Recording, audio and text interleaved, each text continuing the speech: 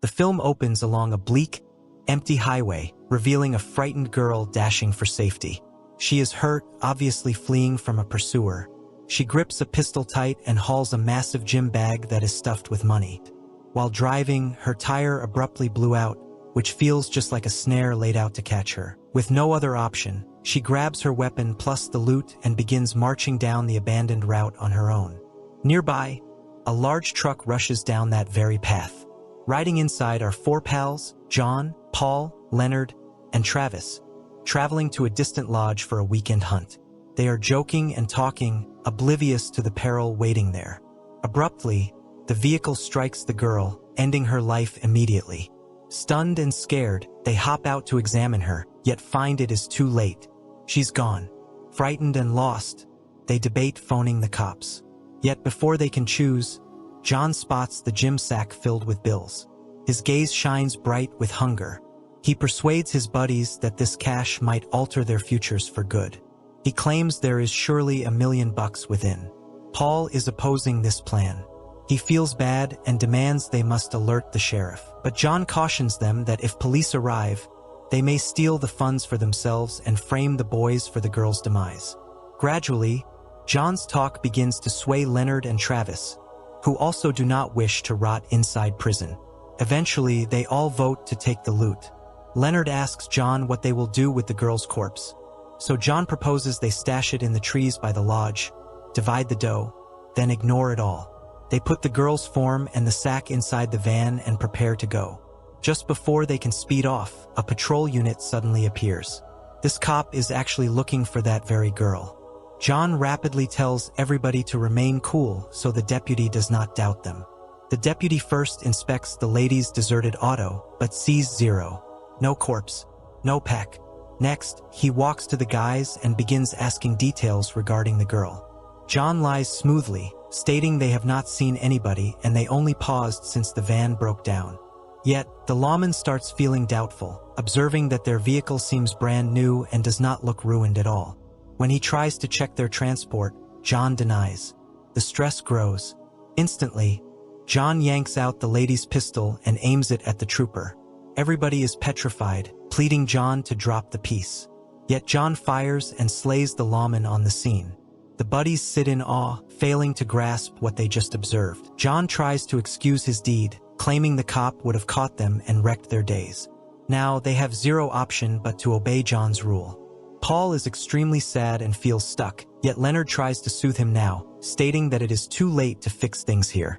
Paul advises they dump the trooper's corpse here to make it seem the girl shot him before running off. They choose to head to the lodge as set. When they get there, they see it remote, encircled by thick woods. A perfect spot to stash their awful crime. Paul retreats into quiet, consumed by shame. Meantime, Leonard and Travis begin making a hole to hide the girl's form. John, totally eaten by hunger, quietly steals Paul's mobile so he cannot beg for aid or warn anybody. Then he starts tallying the cash, deep in his sick joy. By this time, John has surely crossed a line, proving how far he is ready to go for gold, even to murder. As John tallies the bills inside the shack, Paul is still battling with his shame. He cannot quit musing about his spouse and child. Anxious to speak with them, Paul looks for his device, yet finds it is gone. Doubting and annoyed, he begs Travis for his cell, so he can at least ring home. When Paul finally connects to his bride, she wrongly thinks she is talking to Travis and calls him by that name. John finds that odd, yet says not much. Paul's lady yells at him for skipping her rings all day, yet Paul bluffs, stating he is okay and will head back shortly after the camping trek. Hearing his baby's tone brings him some peace, but fails to calm his sin. Suddenly, a new figure arrives. Sidney. He pulls up to the spot where the lady's auto was dumped. Sidney sees red on the dirt and, strangely, licks it. This scene implies that there is something paranormal about him.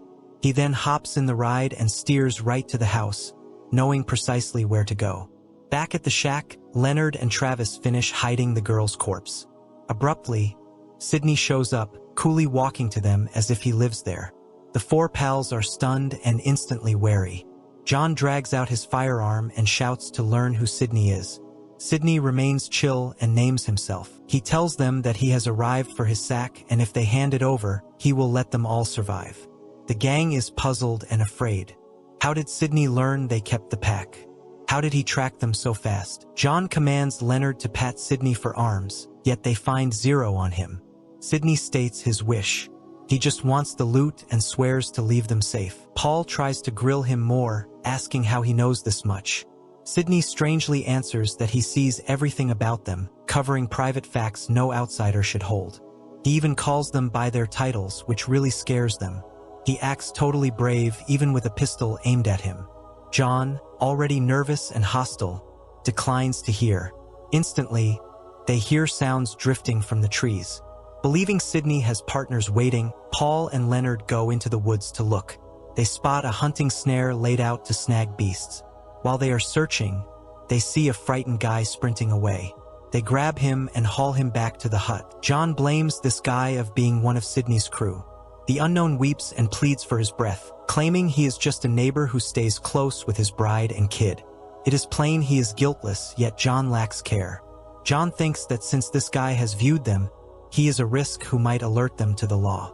John concludes he must pass, but he needs someone else to act. Leonard, feeling bad and rattled, is made at gunpoint to slay the guy. Leonard pauses, but John drives him so much that Leonard finally blasts the blameless male.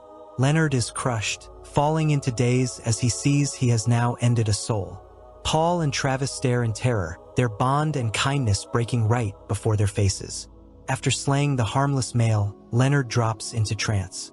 It was the first time in his days he had robbed someone's breath, and the shame strikes him deep. Meantime, Paul works on stashing the dead, trying to keep his head busy. John walks back to Sidney, who softly tells him, "You just ended a guiltless life. You saw he was safe, but you did it anyhow. Deep inside, you truly like this. You are hooked on the rush." Sidney even implies that John has done this prior, leaving John shocked and voiceless. In that second, Paul walks inside. Sidney glances at all 3 of them and says his wish. "Hand me my sack and I will let you be." Travis anxiously proposes they might give Sidney a cut of cash to fix things, yet John instantly declines. Sidney boldly states he does not need a piece. He seeks all of it or nothing at all.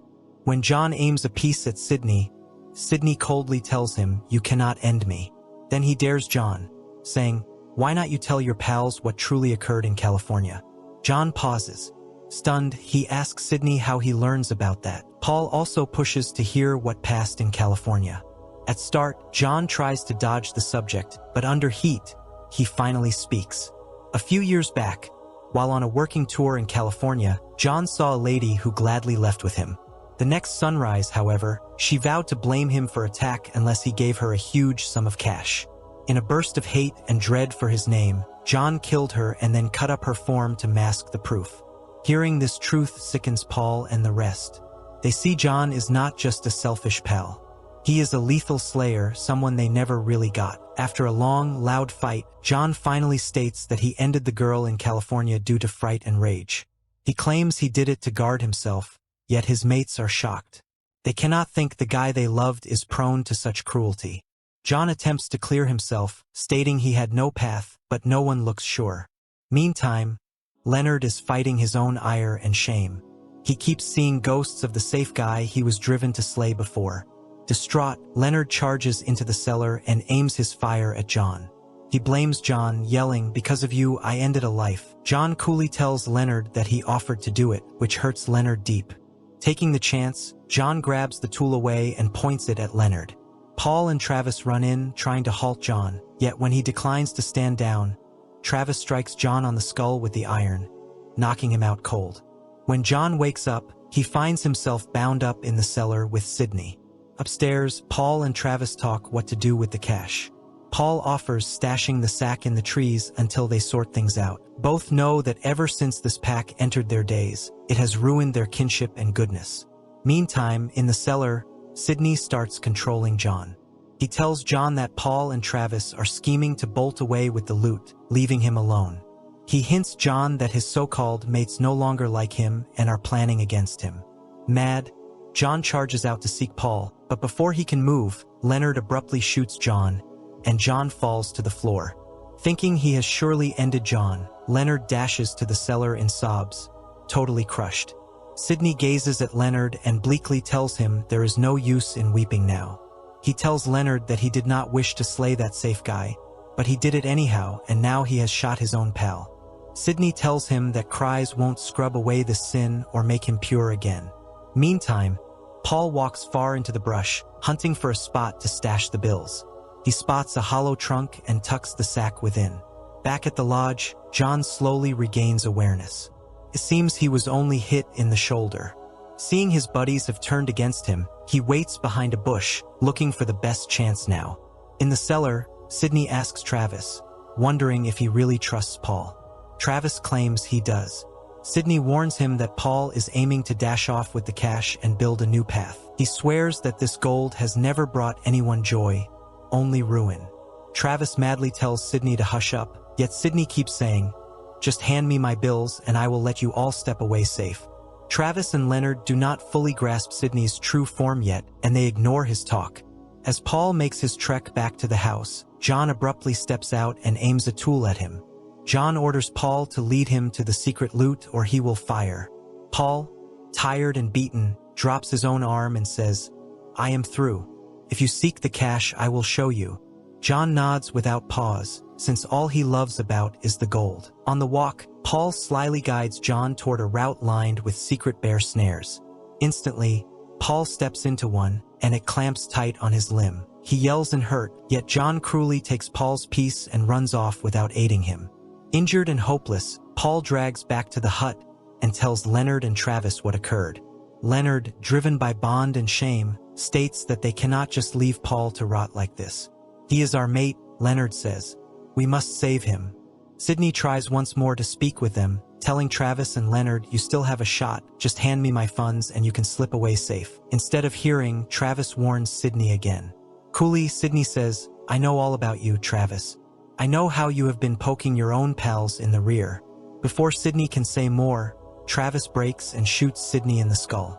Instantly, a weird ringing noise fills the shack, so loud and scary that they yell in hurt, holding their skulls.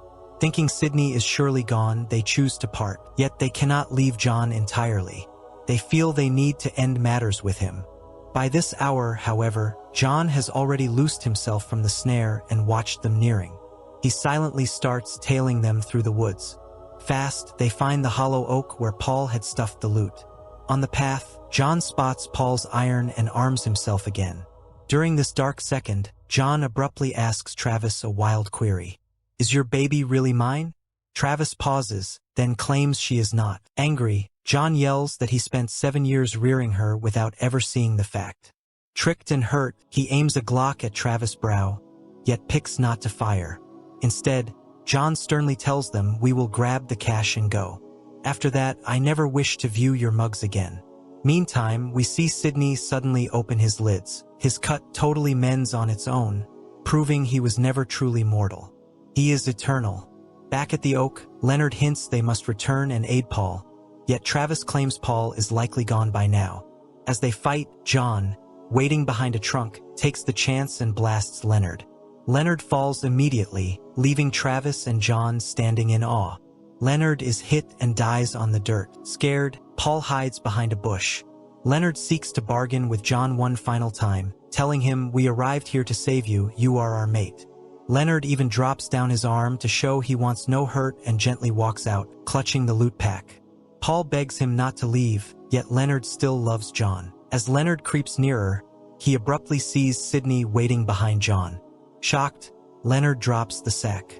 Puzzled and anxious, John instantly blasts Leonard, ending him. Now, just John and Paul are left standing. Meantime, Sidney pulls Leonard's corpse to a bush and takes his red with a needle. It becomes plain that Sidney is truly a vampire. As Leonard draws his last gasps, Sidney teases him, stating, "People are like curs fighting for crumbs. I merely tossed cash amid you and you all flipped on each other." While this occurs, Paul grabs advantage of a second and hits John. Thinking he has surely ended Paul, John drops his shield. Yet Paul is just hurt. When John walks to take the cash sack, Paul blasts another round, ending John for sure. Badly wounded, Paul sees he won't live either. Sidney then walks to John's dead form and gives his own red to him, stating it is a gift to make him eternal.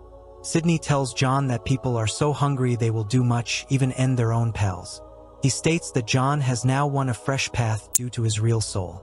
After feeding John his fluid, Sidney grabs the sack of cash and the tool and quietly walks off.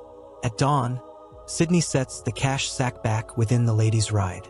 A bit later, we view the same girl striding toward the auto, showing that she too is endless. She lifts up the pack and begins her play all over again, set to bait fresh prey. On the street, two nosy outsiders see the sack, shocked by the loot. They are surely Sidney's next marks, about to drop into the same lethal snare. In the last shot, we see Paul still breathing. He is no longer mortal, he has now turned a vampire. This whole loop was Sidney's plot from the start. Even the peace officer before might have been eternal, part of Sidney's complex sport. Instead of chasing folks himself, Sidney smartly made scenes where people, led by want, killed each other, allowing him to gather their red easily. It was his special and evil way of preying.